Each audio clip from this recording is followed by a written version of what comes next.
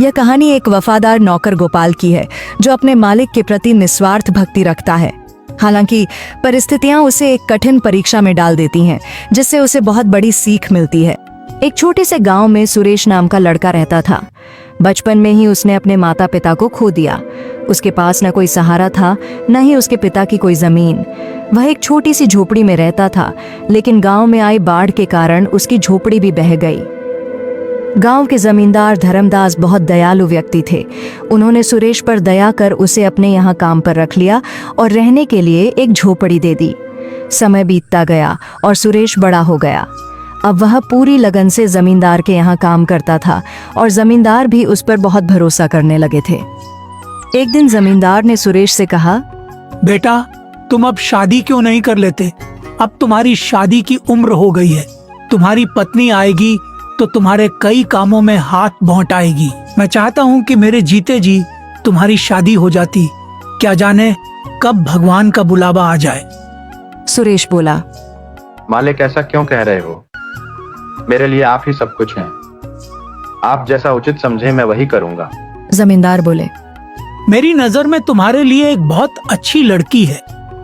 शादी के खर्च की चिंता मत करना, वह मेरी जिम्मेदारी होगी। सुरेश झिझकते हुए बोला, जो भी आपका निर्णय होगा वह मेरे भले के लिए ही होगा। आप मेरे पिता समान हैं।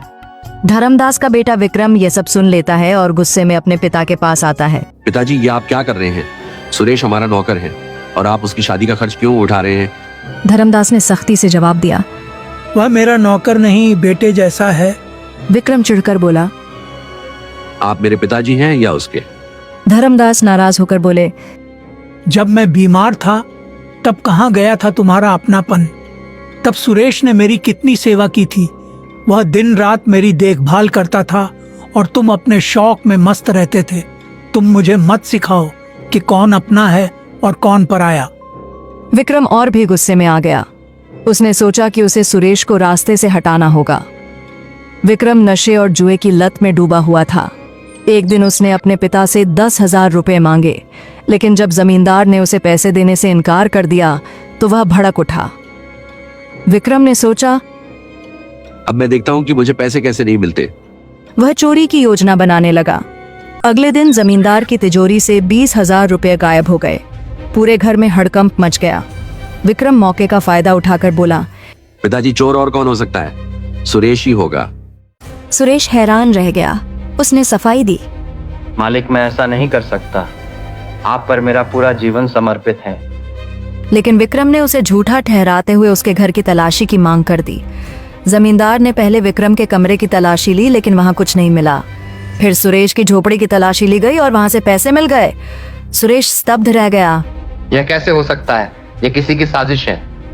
जमींदार का भरोसा टूट गया। विक्रम बोला, देख लिया पिताजी, अब पता चला कि कौन सच्चा है और कौन झूठा। धर्मदास को बहुत बड़ा झटका लगा। उन्होंने सुरेश की तरफ देखा, लेकिन कुछ नहीं बोले। सुरेश रोते हुए बोला, मालिक, मैं निर्दोष हूँ। मैं आपके लिए जान दे सकता हूँ, पर चोरी नहीं कर सकता। धर्मदास ने गहरी सांस ली और कहा, मुझे अब कुछ नहीं कहना, तुम यहाँ से चले जाओ। सुरेश वहां से दुखी होकर चला गया। लेकिन गांव के एक बुजुर्ग ने यह सब देख लिया था।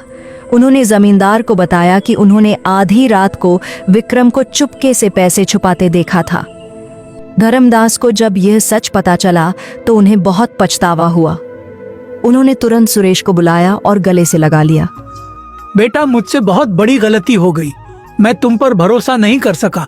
विक्रम ही असली चोर है। सुरेश की आंखों में आंसू थे, लेकिन उसने जमींदार से कहा, मालिक, आपको दोषी महसूस करने की जरूरत नहीं। आपके लिए तो मैं जान भी दे सकता हूँ। धर्मदास ने विक्रम को घर से निकाल दिया और उसे अपनी गलती सुधारने का आदेश दिया। विक्रम का झूठ उजागर हो चुका था। गांव के लोग जमींदार के फैसले की सराहना करने लगे।